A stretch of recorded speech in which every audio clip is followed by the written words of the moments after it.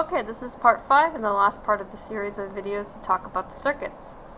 So we were comparing all of these, the parallel and the series circuits, so I just wanted to compare the two of them. So in a series circuit, you're going to have one loop with one current only. The sum of the voltages across the bulbs equal the battery sum, the battery voltage. And the current shares resistance, so therefore we get a lot dimmer results. I can make this full screen. Parallel circuits, on the other hand, have multiple loops, which means they have multiple currents, and their multiple currents will add up to the battery current, not listed here. All the voltages across the battery will be the same as the voltage across the battery. The bulbs in the battery are the same. And the since the current divides, you're going to get a brighter situation. And let me just show you, since like I said, this is pretty crazy, I know. Let me show you that the voltage here. Remember, the battery voltage is 25. We get 25 there. Across this bulb, 25. And across this bulb, 25. And there you have it. So yes, the voltage here, here, and here are the same. So it's literally reversed. So the batteries, the voltage add here, and the currents add here. You have one current, you have one voltage. And that's pretty much it. Let me just reset all because my computer is slowing down. I think it's going to be very happy now. There we go. Alright. So here's another way you could think about it too. And I like this animation because it shows you how more about the energy. So this right here is the battery.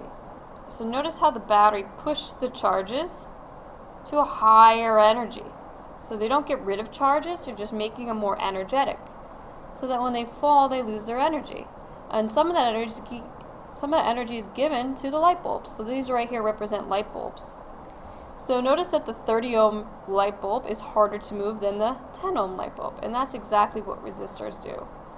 And then you can see in a parallel circuit, they all have this same voltage, the same energy, right? They start from the top and they get rid of the same energy. And look at this one. Here's a series. Notice there's only one loop. And the batteries right here, they push the electrons to the top. They use part of their energy here. And notice that they're not all the way at the bottom, because this represents the voltage drop.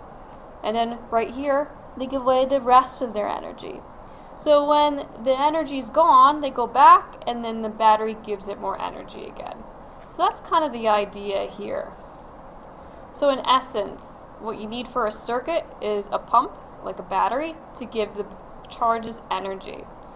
As the charges lose energy, they give it to other things like light bulbs. You need something to give that energy to, like resistors or light bulbs. And you need a conductive current, conductive wire, so that the charges can actually move. Now you're probably saying, why are these positive? Aren't they negative? You're right to say that. This is showing the flow of positive charges, and if you notice, we're starting from the positive end of the battery to the negative. So this is showing the correct flow of the circuit, although it's technically not conventional. This is showing it the right way.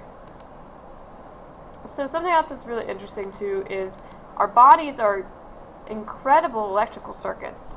So I'm not going to, play the link because you could do that on your own. But I found this one. I'm going to stop it because it's going to, oh, there you go. And as you know, we're learning about electricity mostly in terms of like home electricity and whatnot. But your heart is an electrical system, which is important. Actually, my friend is actually learning this exact system right now, analyzing the S&P waves, and these are the little electrodes of your heart. So they actually basically do very much like a circuit where they have these as a almost like a battery. It pumps, it pushes the charges. So this will actually talk about the anatomy more so. And for those of you who are nursing majors, know more about this than I do. But this is a pretty interesting video, how they talk about reading an EKG and whatnot.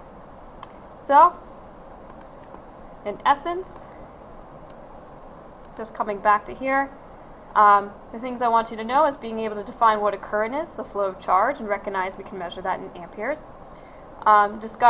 describe the conditions to create a circuit, so the 4 requirements, being able to draw the circuits, define the circuits, and let's edit this.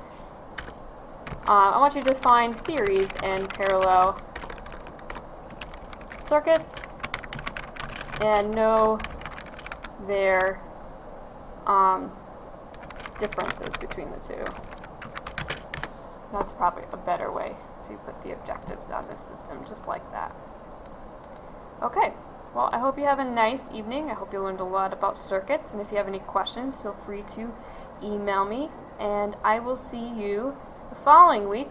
I'll have your exams. Your exams are online, and at this point, you should start thinking about your paper.